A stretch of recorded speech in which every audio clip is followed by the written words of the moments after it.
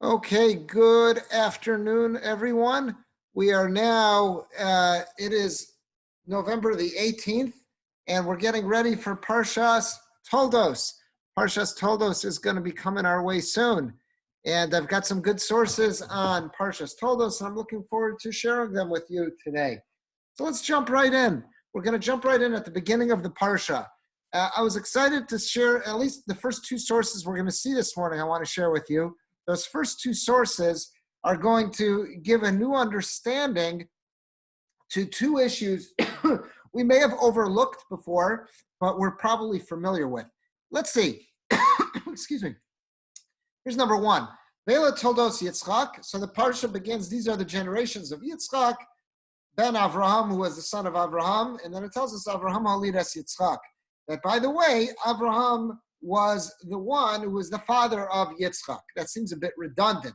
Why does the pasuk emphasize that Avraham was Yitzchak's father? We just said that Yitzchak was Ben Avraham, the son of Avraham. So why do we now have to say, oh, by the way, Avraham was the father of Yitzchak? Why is that necessary? So let's see Rashi. Rashi quotes a medrash, and he tells us something that they were dealing with. So Rashi says, Avraham Halidas Yitzchak, that Avraham went and was the one who fathered Yitzchak. So let's see, what does he say there? He says as follows. It says Al Yedei Shekasav Yitzchak ben Avraham, by the fact that the pasuk began by saying Yitzchak ben Avraham, that Yitzchak was the son of Avraham, Huskak Lomar Avraham Holidas Yitzchak. We then had to say that Avraham was the one who was Yitzchak's father. He fathered him. Why? Hador. There were some scorners of that generation. Omrim, what were they saying? Avimelech misavra Sarah. Sarah became pregnant from Avimelech, not from Avraham. Avraham. Look how many years she was together, living together with Avraham. And she never got pregnant from him. So what did God do? So again, what was going on is that Avraham had been with Sarah for many years, and they never had children. She was never pregnant from Avraham before. And then soon after the incident where she was seized by Avimelech, that's when she becomes pregnant. So there was a lot of people out there who were kind of scoffing, and they were saying it must have been that Avimelech got her pregnant. Avraham was not able to. So Ma'asa HaKadosh Baruch Hu, what did God do to put an end to these scoffers? Sar cluster upon Avshal Yitzchak Domer Avraham. He made Yitzchak's appearance, he made Yitzchak's face look exactly like Avram. So he was a spitting image of Avram. Ve'idu Akol, in this way everybody who saw him would testify, Avram Holidas Yitzchak, that Avram was clearly the father of Yitzchak. And that's why the pasuk emphasizes here what seemed redundant at first. That's why the pasuk's emphasizing Yitzchak ben Avraham Haya, that nobody argued at this point that he was Yitzchak ben Avram, Yitzchak the son of Avram. Sherei Edus Yesh, because there was clear testimony Avram Holidas Yitzchak, that Avram had fathered Yitzchak by the fact that Yitzchak was such a spitting image of him. He looked exactly like him. This put everything to rest. That's what Rashi tells us, quoting from the Medrash. And again, many of us are familiar with this Rashi. Many of us have learned this in school. But there's such an obvious question on this that I never stopped to think about until this week. Let's scroll down. This question was posed by Rabbi Shimon Schwab. There's a brief bio of Rabbi Schwab. Shimon Schwab, from 1908 to 1995, Orthodox rabbi, communal leader in Germany and the United States. He was educated in Frankfurt am Main, in the school and the yeshiva of Rabbi Samson Raphael Hirsch. And then he went on to learn in the yeshivas of Eastern Europe and Lithuania. He was both at Telz and Mir. He was a rabbi in Ichenhausen in Bavaria, and then he immigrated to the United States. He was in Baltimore for many years, and then he made it out of Nazi Germany right before the war began. And I believe it was soon after Kristallnacht. And then he was in Baltimore for close to 20 years. And then from 1958 until the end of his life, close to the last 40 years of his life, he was at Kahaladas Yeshua, known as KAJ, or Breuer's show in Washington Heights. He started off as an assistant to Rabbi Breuer, and then he succeeded him. So this is Rosh Schwab. He asks such an obvious question. Again, we were in Perek Chaf Hey, that's chapter 25 of Bereshis. Now, at an earlier point in Parshas Vayera in chapter 21, we were also introduced to this concept that there were scoffers out there who were doubting whether or not Avraham was Yitzchak's father at a much earlier stage in his life. The pasuk says, "Vatomer mimi le'al la'Avraham henika banim Sarah ki aladati ben l'zkunav." We were told in Parshas Vayera that they made a party for Yitzchak b'yom higamel, on either the day he was weaned or it was his bris milah of Yitzchak. And the pasuk says, "Vatomer mimi le'al Avraham," and she, meaning Sarah, said, who would have said to Avraham that henika banim Sarah, that Sarah would be able to nurse children? That here it is that she gives birth at such an advanced age. She was 90 years old. So let's see what Rashi says here, quoting the Gemara. Rashi says, Henika banim Sarah, that she nursed children. It doesn't say ben in the singular, it says banim, children in the plural. Ma'u banim lashon rabim. Why is Sarah saying that she nursed children? She had one kid, Yitzchak. Why is it children? So it says, Biyom HaMishta, on this day of this party, on the Yom Higamelas Yitzchak, either that was his bris milah or it was the day he was weaned. Hebiu asaros es b'nei heni mahen. All of the princesses, all the important women in the region, they brought their little kids with them to the party. Vehenika osam. And what did Sarah do? She said, "Oh, you don't believe that it's really my child? I'll prove it to you. Give me your child. I'll act as a wet nurse." And she nursed all those other children. Henika osam. She nursed those other children. Shayu amros, because the other women were saying, "Lo yolda Sarah. She must not have given birth. She's 90 years old." They took in a foundling. They took in a kid that they had found in the market. And that's who they're calling this their own. But she can't possibly be the mother. So what happened to put this to rest? She starts nursing, and now it's very clear that she's the mother. So this is something at an earlier point in Yitzchak's life, he was already dealing with this. We're now 37 years later. We're now 37 because after the Akedas Yitzchak occurs when Yitzchak's 37 years old, and then we had Parshas Sarah. So we are at least 37, 38 years later. You know, you got to bring in all the time from Sarah, however much time elapsed in that parsha before Toldos begins. So Rav Schwab's going to ask an obvious question. Let's go down. We'll see Rav Schwab. So Rav Schwab says as follows: Ve'ela Toldos Yitzchak ben Avraham. These are the generations of Yitzchak, who was the son of Avraham. Avraham Olidas Yitzchak. Avraham fathered Yitzchak. Over Rashi, what did Rashi comment? So he quotes our Rashi.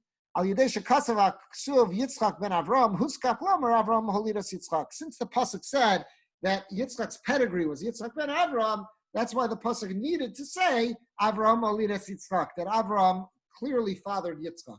Because there were scoffers out there.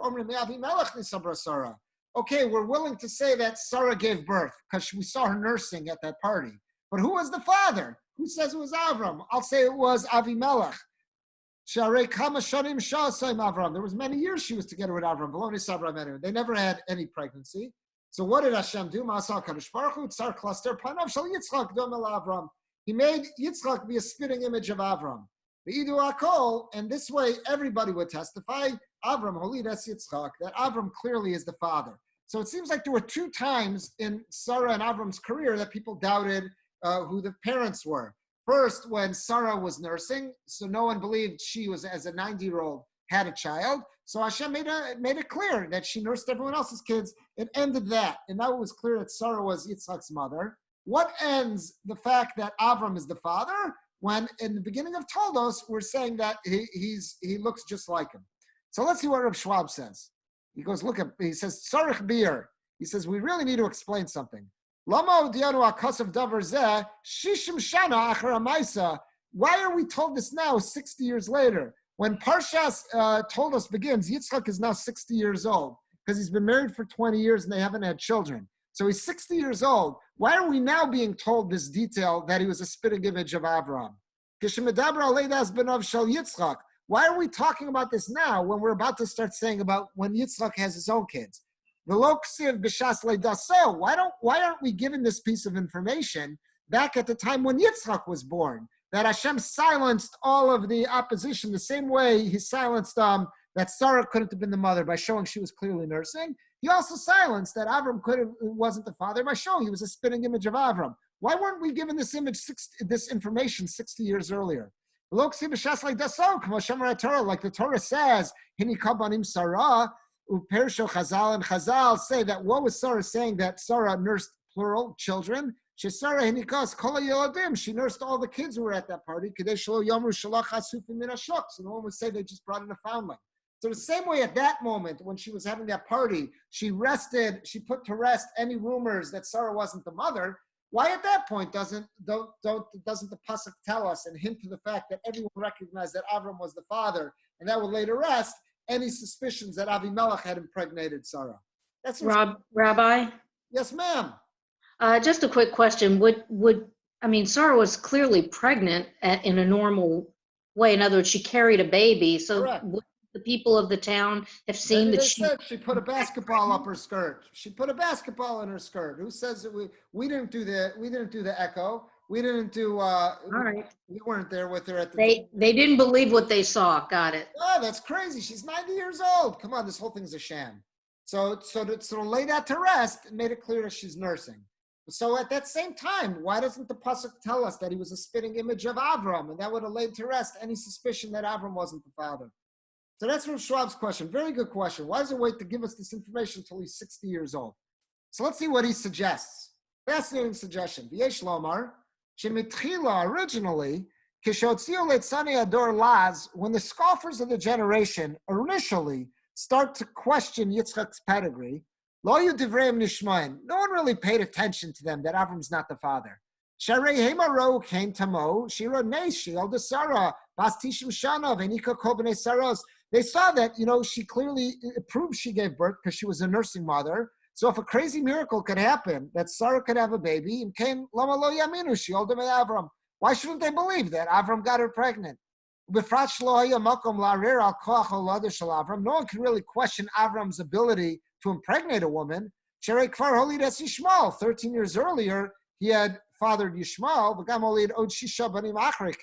and in Parshas Sarah, after Sarah dies and he marries Keturah, we're told that he has 6 more children. So there's clearly no doubt about the fact that Avram has the ability to father children. So what's going on? It says, Avol, however, now it's a generation later. Once they see that Yitzchak gave birth to an Esav, who's a Rasha, now this reawoken all of the rumor mill. Everyone's wondering now, where did Esav come from? We got this holy chain of Kadosh, really spiritually attuned people. There was Avram, and then he had a Yitzchak, and now we got an Esav? It must be Yitzchak couldn't have been Avram's kid. There must have been that Yitzchak isn't who we thought he was. Otherwise, where did Esav come from? Then they start to remember, whoa, 1 second, 60 years earlier, there were people who were questioning Yitzchak's pedigree. Now they start to say, Shema b'emes nisabra Sarah me'Avimelech. Now, maybe we start to think Sarah had gotten pregnant from Avimelech. And that's Can I ask you one thing, Rabbi? Excuse me. But they saw that Avram had Yishmael. Wasn't he? Right. Again, Yishmael did teshuvah at the end of his life, and as bad as Yishmael was, it doesn't seem like he was an Esav. Esav was in a different league. So they seem to be saying that, like, here, it doesn't make sense. Where did Esav come from? Where did Esav come from? Oh, it must be Yitzchak isn't who we thought he was. So now it must be that it was Avimelech who's Yitzchak's father. So he says, Shema b'emes nisabra Sarah me'Avimelech. Maybe she had gotten pregnant from Avimelech. Mirsham yatsa resha. And from such a Rasha like Avimelech, that's where Esav comes from. That's how he was born. And in order to stop all these lies and the rumors, these hurtful rumors, Sarah Kadosh Baruch Hu cluster panav shal Yitzchak domer Avram. Now, meaning 60 years later, that's when God makes this miracle that Yitzchak begins to seriously resemble Avram. Until now, okay, they look somewhat similar, but now he's a spitting image. But this only occurred after Esav was born, meaning he seems to be saying until this point in his life, nobody looked at Yitzchak and says, wow, he's such a spitting image of Avram. That only occurs later in his life. That occurs only after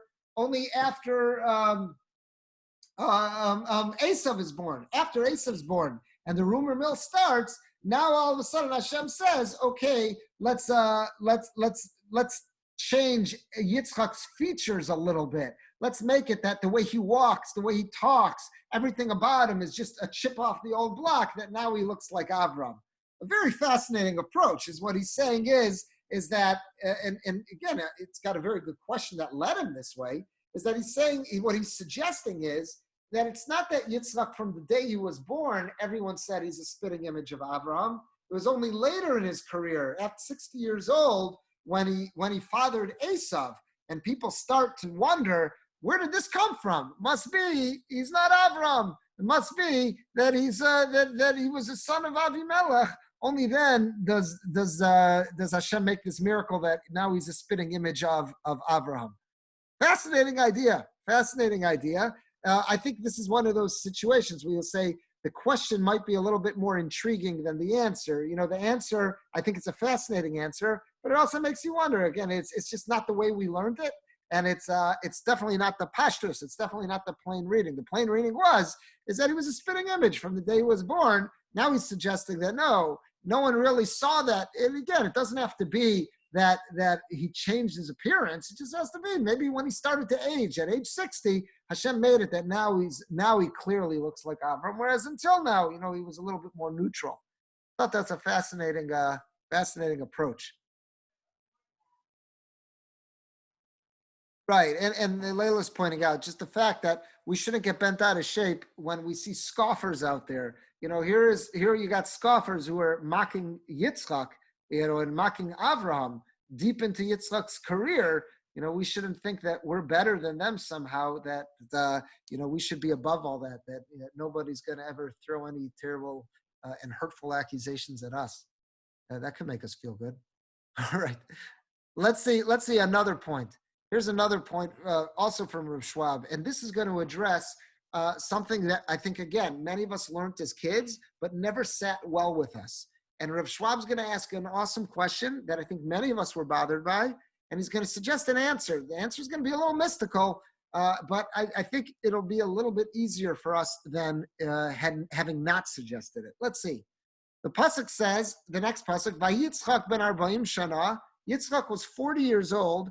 Bekachtoes Rivka, when he married Rivka bas Besuel Harami, was the daughter of Besuel the Aramean. Vipadan Aram, Achos Lavan. And again, Rivka was the sister of Lavan, Harami Lolisha. That's who he took as a wife. So the pasuk clearly tells us that Yitzchak was 40 years old when he took Rivka as his wife. Rashi's going to figure out the math for us. How did we know that he was 40? So let's see what Rashi says, and he's also going to figure out how old Rivka was. It says, Ben 40 shana, that Yitzchak was 40 years old. How do we know that? Sharei kishaba Avraham mehara Moriah. When Avram immediately leaves Akedas Yitzchak, when he's descending Har Moriah, and he's Pasir Shinal Rivka, that's when he gets the nevuah, that's when he gets a prophecy that Rivka has been born. The Yitzchak, how old was Yitzchak at that point? Aya ben Shloshim v'Sheva Shana, he was 37. How do we know Yitzchak was 37 at the time of the Akedah? Sharei Boba Perek Mesa Sarah, because that's exactly when Sarah died. Sarah died, we spoke about this last week. Tradition is right after the Akedas Yitzchak. And how old was Sarah when she died? She was 127. Mishnolad Yitzchak Ado Akedah Shemesa Sarah Shloshim B'Sheva Shana. There was 37 years that went by from the time Yitzchak was born until Sarah died by the Akedah. How do I know that? Because it says Bas Tishimai Mishnolad Yitzchak. We know that Sarah was 90 when Yitzchak was born. Ubas Meya V'Esrim B'Sheva Kishamat Mesa. And she was 127 when she died. So again, if Sarah was 90 when she gave birth to Yitzchak, and she was 127 when she died, how many years elapsed? 37.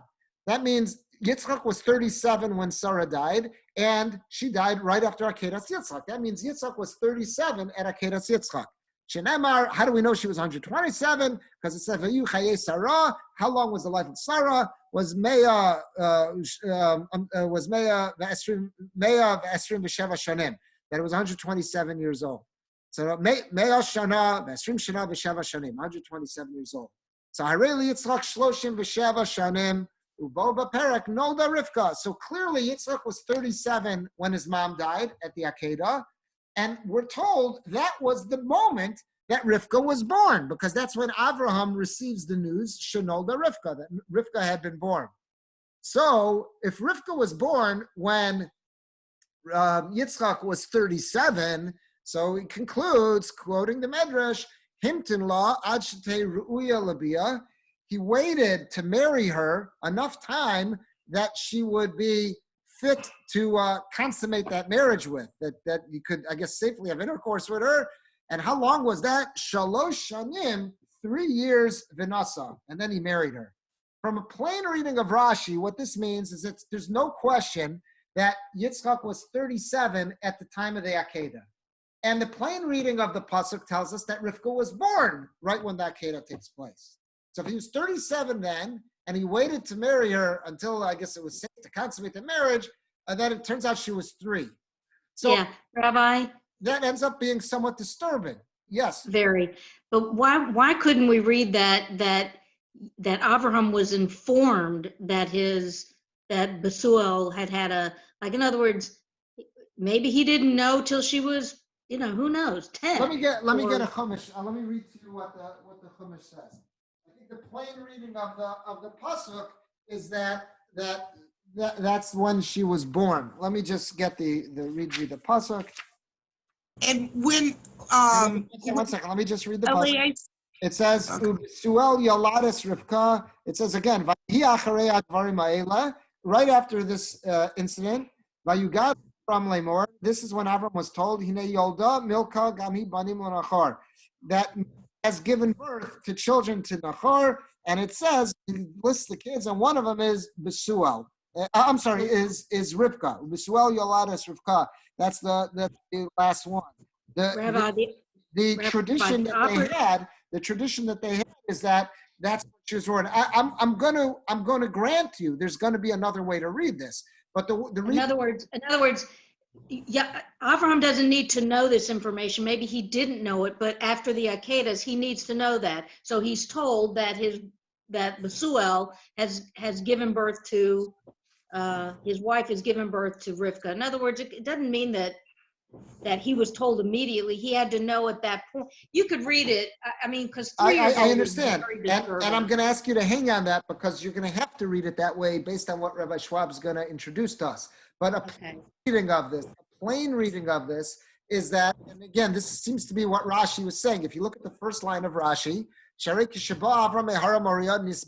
that's when he's told Shenolda Rivka, that Rivka was born. And the last line of Rashi, Himtin law ad shetei ru'uya labia shalosh shanasa. He waited until it was safe to have intercourse with her, 3 years, and that's when he married her. So a plain reading of this Rashi, again quoting the Medrash, was that would make it sound like he married a 3-year-old girl, and you could have to say something very miraculous happened. Wow, because no 3-year-old, this makes sense. So something very miraculous happened here. But Rabbi,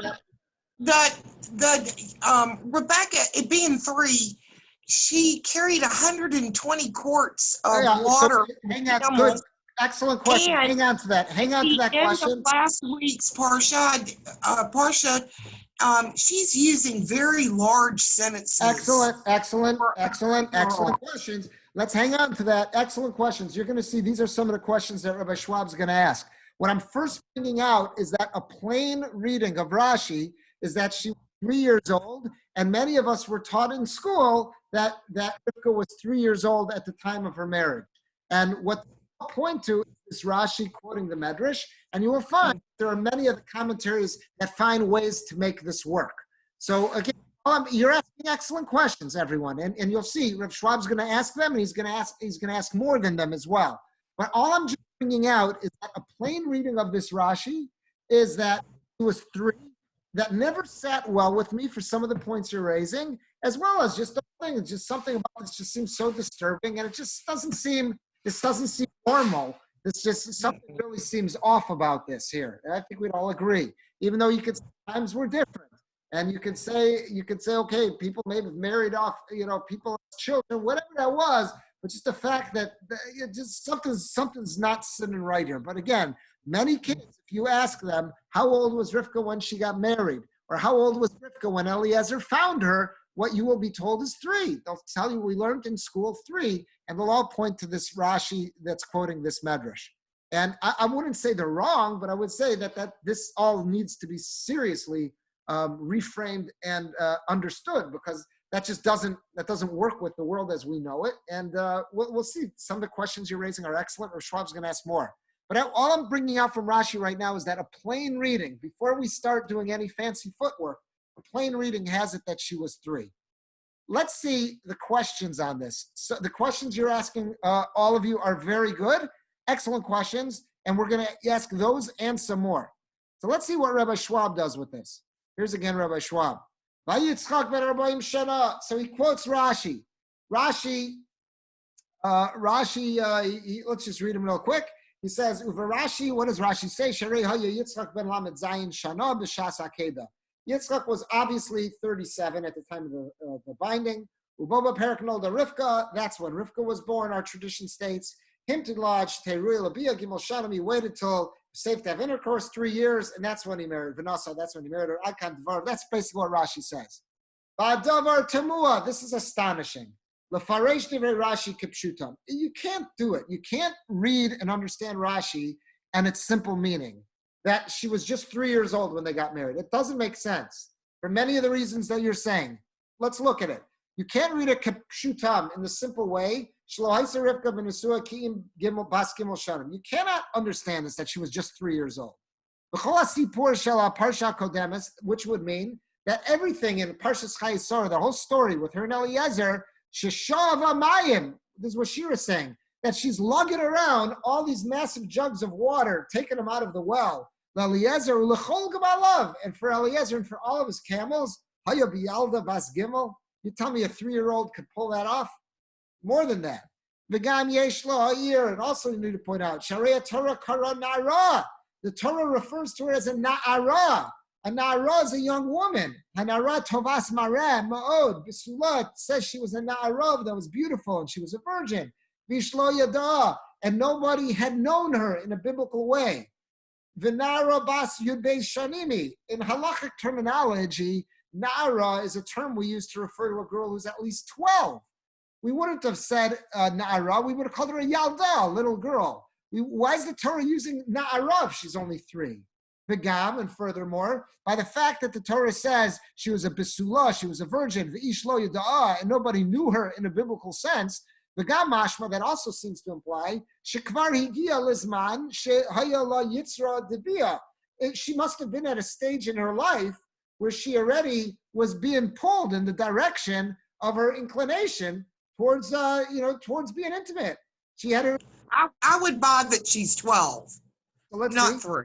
Okay, so let's see. Vehi man'a atzma machmas tzimiusa. The pasuk is clearly praising her, that she retained her status of being a besula, of being a virgin. V'ish lo yida'ah, she wouldn't let anybody know her in a biblical way because she was a tzenua, she was so modest.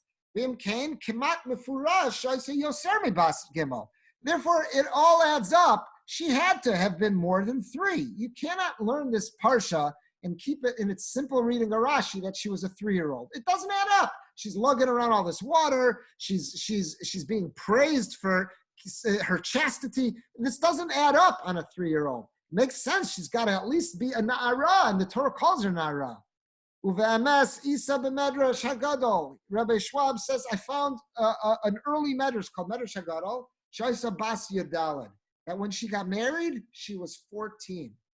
There's also a work that the Tanaim, the authors of the Mishnah, put together called Seder Olam, that it says over there too, in Parak Aleph, after the parentheses, top next column, that she was 14. And then it goes Rishonim, look in Rishonim, Divrei Torah, after parentheses, Shochiach Sherifka Haisa Bas Lamed Daled. There are sources that prove she was 34 years old because she old Das Yaakov. When she gave birth to her twin boys, she was 34. So if she was 34, we know that they were married for at least 20 years before they had those kids. So therefore, this would all add up that she was 14 when she got married. Because now you've got what? She was 14 when she got married. And now add another 20 years on that. You got 34 when she's a new mother. So she was married for 20 years. And Yitzchak married her when she was 14. So fine, I've got sources. He found an ancient medrash, and he found some older sources and the Tosfos that says she was 14. So how do you reconcile this? You have these sources that are saying that she was 14 when she got married, but the plain reading of Rashi says she was 3. How can we reconcile that? So look what he says now. Wait, Rabbi, before you go on, how do we know that she was 34 when she gave birth? He quoted a source. He says he's quoting there a Tosfos and Yevamos and other Rishonim and Yefet the Medrash that they all say they're Shochiach. All those other Rishonim, those early commentators point out Shochiach. They point out Sherivka Isa Bas Lamed Daled. She was 34 because she yeldas Yaakov when she gave birth to Yaakov and Esav. Okay, they don't tell you how they got to that. They just tell you. We'd have to look those sources up. It's established. Okay. We'd have to look those sources up. Rabbi Schwab's not counting all their, but we know that they were married for 20 years. So that fits. If they were married for 20 years before giving birth, now it makes sense that she gave birth at 34, which would mean she got married at 14. So here we have it that she was that she was 14. So now the question is, how do we reconcile this? How do we reconcile the concept that Rashi, a plain reading of Rashi, says that she was 3, and then we have a more there's other opinions out there that says that she was 14 when she got married. So how do we reconcile that? So here's what Rabbi Schwab's going to say. The Shamati, I personally heard. I heard a great rabbi reconcile this. Who was this rabbi? I'd never heard of him before, but he says, Me'agon, he was a genius. Harav Michael HaKohen Forschlager. There was a Rabbi Forschlager, or maybe it was Forschlager. I don't know how it was pronounced. Talmid HaAvnei Nezer. He was a primary disciple. There was a great sage of Sachachav. He was a Hasidic Rebbe of Sachachav. He was called the Avnei Nezer, based on a sefer that he wrote. So Rabbi Schwab says, I personally met and I heard from this Rabbi Michael Forschlager. I heard how he answers this question. And he says, Shekavanas Rashi, that when Rashi says she was 3 years old, Rashi did not mean she was 3 years old. Rashi knows she was 14 when they got married. So what did Rashi mean when he said they got married at 3? Shekavanas Rashi hi shahanishama hakadosha, the holy soul, shenish talaba, that was given to her, kadesha tia ru'uya lezavegim Yitzchak, that she should be a fitting match for Yitzchak Avinu, that the Jewish people should come out of. Neshama chadasha, she was giving a new neshama, halazu, lo kibla miyad b'shas leidasa. That was not the neshama she was given at the time she was born. When Rivka was born, she came out and she was doing well and dandy with a standard neshama. Ela sheb'shas ha'akeda, at the time of the akeda, nichnasa ba b'zchus ha'akeda, in the merit of the akeda, she was given an additional neshama yisera, some kind of more special and holy neshama. V'zeu ma shama Rashi, that's what Rashi means when Rashi says that Avram hears that she was born. Not that she was literally born. She had been born 14 years, it would have been 11 years prior. And he says, but what happened? But he found out that she was given a new neshama. That by the time they got married, she was 3 years old, meaning 3 years old from the Akeda, from when she had been given a new neshama. So she's 14 in physical years when they get married, but when Rashi's calling her 3, he means it's been 3 years since she was given this new, more lofty neshama. She achieved this more spiritual dimension, a higher spiritual plane. That's what it meant. She was a 14-year-old girl. That's why she was called a Na'ara. Physically, she was 14. That's why the pasuk is praising her for her chastity. And that's how she was able to lug around those jugs of water. She was 14 when they got married. But what happened? What was going on? What happened was that the neshama that she had was just given to her 3 years prior at the Akeda. That's why Rashi's referring to her as a 3-year-old, this new heightened state that she achieved. She was only 3. Look what he does now. Rabbi Schwab adds to this in his last paragraph. Venira, I would venture to say, Shaneshama Chadasha Shekibla Achar Akeda. Whose neshama was this that she was given after the Akeda? Haisa Nishmas Sarah. It was the neshama of Sarah. Shemesa Oz. That's just when Sarah died. So where did that neshama go? God sends that neshama to Rivka to be a neshama Yisera. V'zehu ma shnisbaser Avram. That's what Avram is told. Shenolda Rivka. That Rivka has just been born. What does it mean she's been born? She was born years earlier, but she's just been given a new neshama. She's now had the spiritual awakening. Kamam Ramzal and Chazal say in the Medrash, Ad Shalosh Shaka Shamasha Shel Sarah, before the son of Sarah set, Zarcha Shamasha Shel Rivka, the son of Rivka was born. Meaning, there's a Medrash that says God didn't want to leave this world with no matriarch.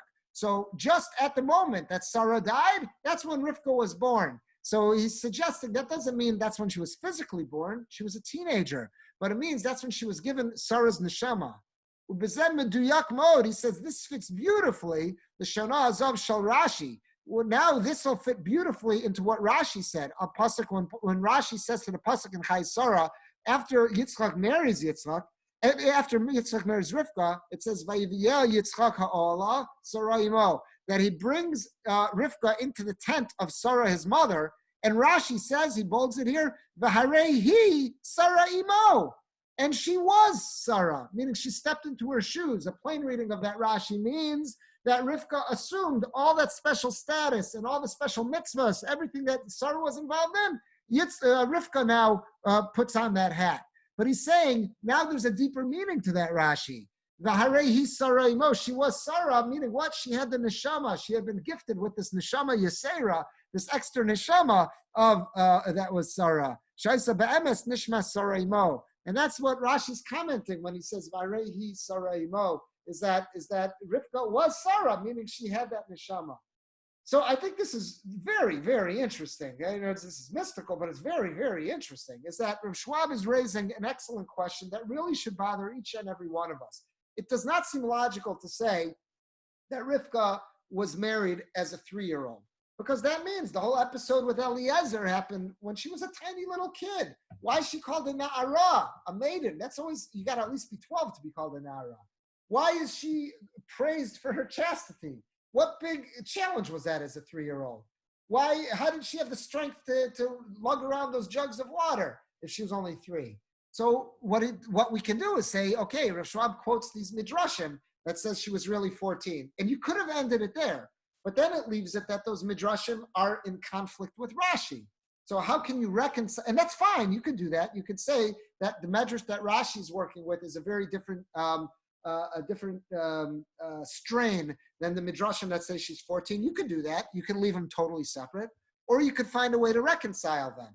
And that's what he does with this Rabbi Forschlager.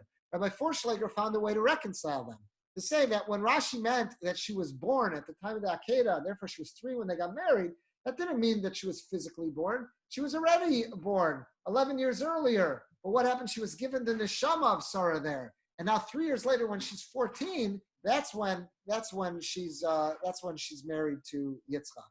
So it's a very it's a different way to understand this. In my mind, again, I'm very happy knowing that there are these midrashim and that there are rishonim out there saying she was 14. It makes it a lot more understandable how she could have been called a nara, she could have been lugging around the water, how she could have been praised for her chastity. And it makes it less disturbing to think that they waited 3 years till now she could have intercourse. That just doesn't sound right.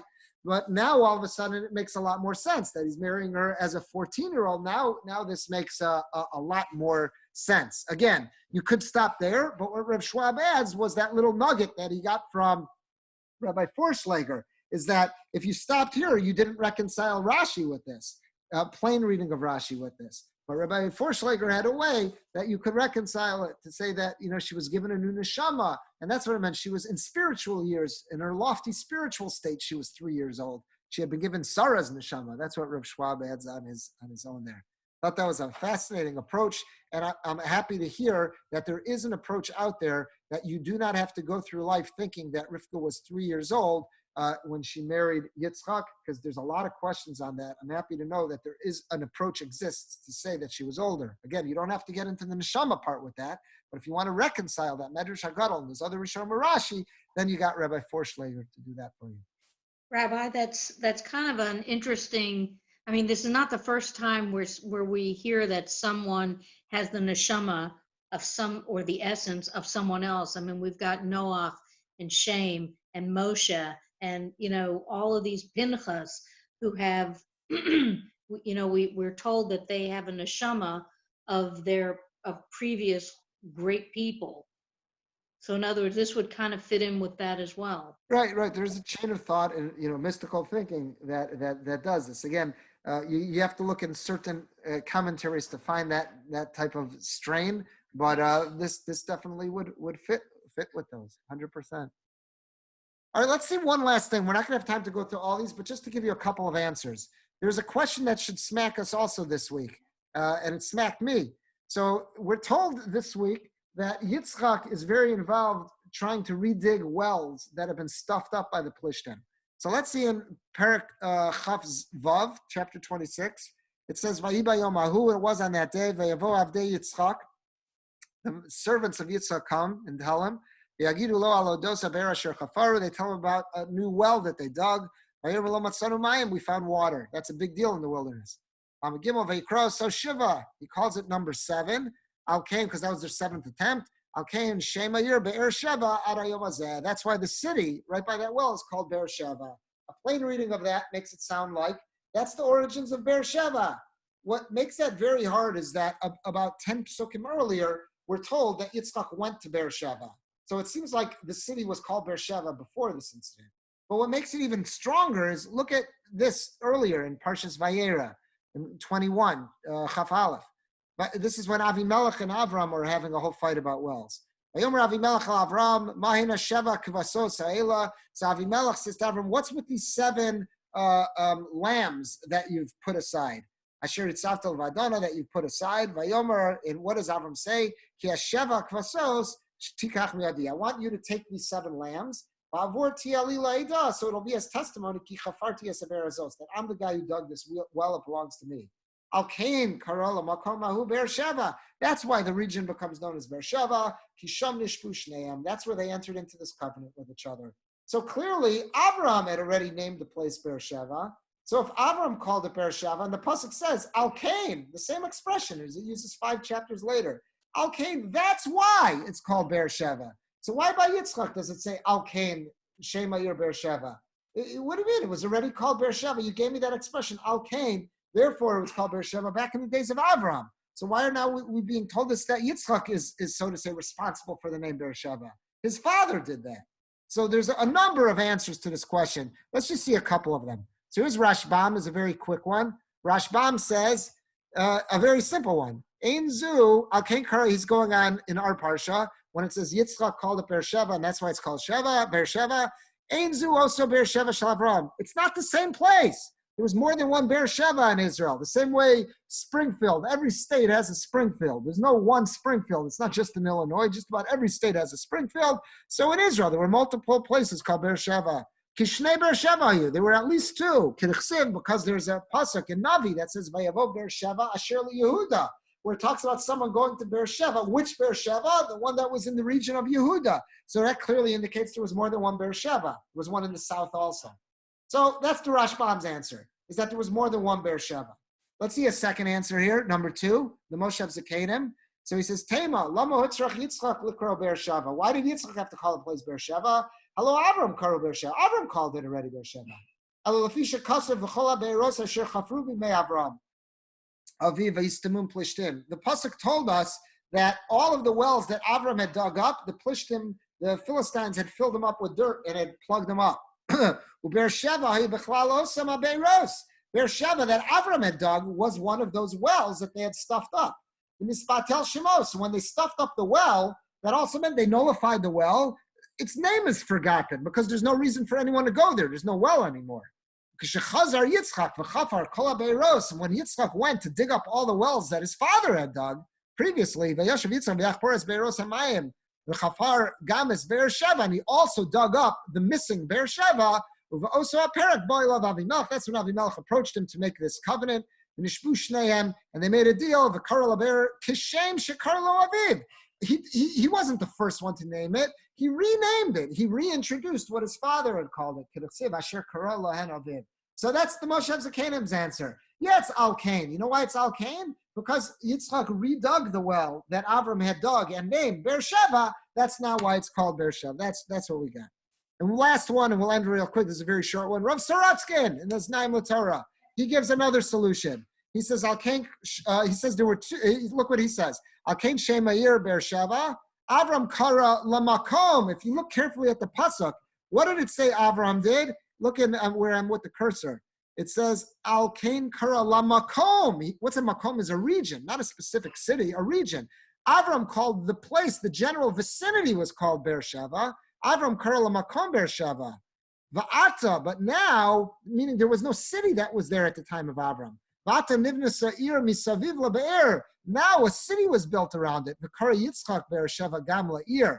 And Yitzchak called it, that he called Beersheba. That's if you look at the pasuk. It says, Vayikra osa shiva, al-kain kara shem ha'ir Beersheba arayom hazeh. There's a city there now. It's developed. It's not just empty land anymore. There's a city there now. So yes, Avram may have named the region, but Yitzchak named the city. That's what he's saying there. So these are three different answers. There's many more that are out there as well. But it's three different answers to a question that should smack us when we see Beersheba this week. And it says that Yitzchak sounds like the originator of the name. He's not the originator of the name. There are others there who had done this. So these are three different answers. All right, Yasher Koach, everyone. I'm going to stop the